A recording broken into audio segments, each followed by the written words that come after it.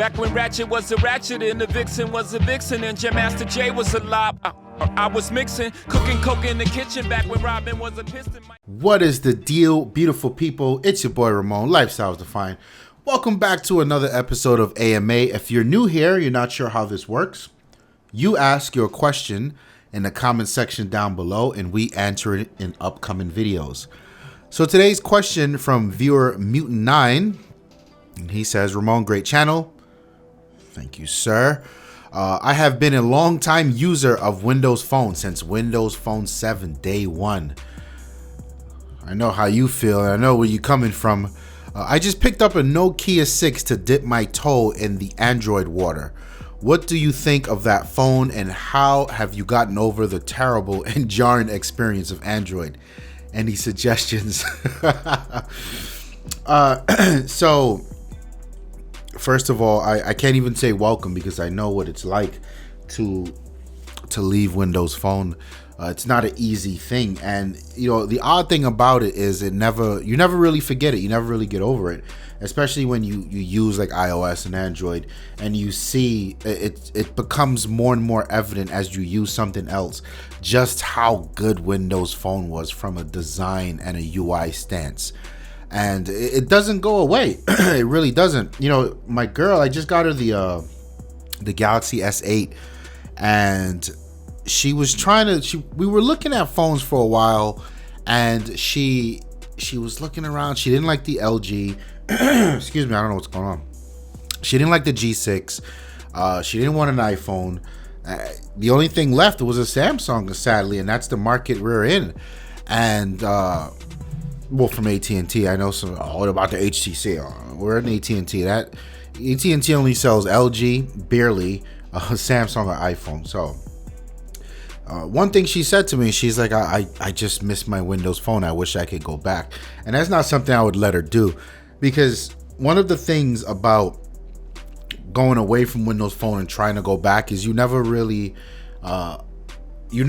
realize how sweet that freedom was. And I mean by freedom, I mean apps. To be able to get apps that you never knew, because when you're on Windows Phone, you're like, I don't need the apps, I don't need the apps. And that may be true, but then you get on something else that has apps and you're like, whoa, this is kind of nice. To go backwards, I don't think that's happening. But besides the point, the Nokia 6, so you bit the bullet, you've came over and the Nokia 6 is where you're at.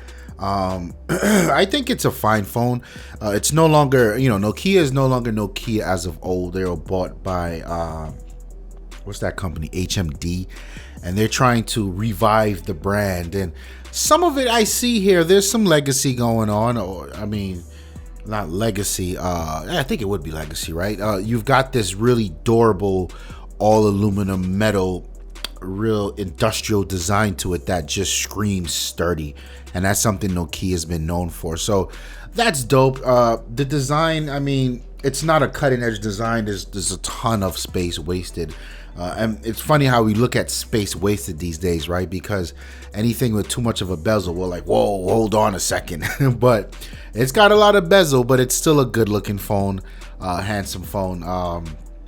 The specs, it's got entry level specs, entry to mid range specs, depending on where you stand there. I like that it's got a pretty beefy battery at 3000 milliamps. That's good. It's got dual speakers, which I think is cool. It's got USB Type C, a fingerprint reader. So it's got a lot of the basics covered. Unfortunately, what made Nokia a while back was, the second coming of age of Nokia was the camera quality. And from the images and the samples and the video I've seen of this guy, it really doesn't live up. It's a mediocre shooter at best. And the video, there's also no 4K video, so that's something to know if that's important to you or not. And then there's the UI, what Nokia did in Android.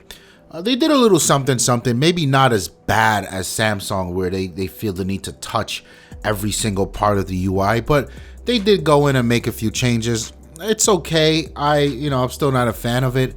I thought it would have been nice if they'd have just rocked out with stock Android on there. Would have made the update process, for just general updates, new features and security stuff a lot easier. But overall, I think it's a cool phone, especially for the price. I don't have much qualms with that phone. I think it is a good phone to really start out in the Android world with. I think that's fine. It would have either been the Nokia 6 or something like one of the Motorola phones. I think are really good phones for you to as you say, dip your toe in, or even like an older Nexus.